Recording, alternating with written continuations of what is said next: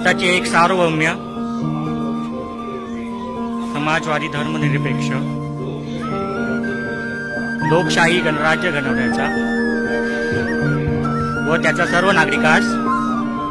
सामाजिक, आर्थिक व राजनीतिक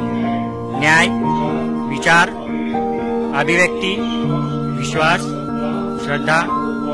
व उपासना यांचे स्वतंत्र करण्याची संधीची समानता निश्चितपणे प्राप्त करून घेण्याचा आणि त्या सर्वांमध्ये व्यक्तीची प्रतिष्ठा व राष्ट्राची एकता आणि एकात्मता यांचे आश्वासन देणारी बंधुता प्रवर्जित करण्याचा संकल्पपूर्वक निर्धार करून आमच्या संविधान सभेत आज दिनांक 26 नोव्हेंबर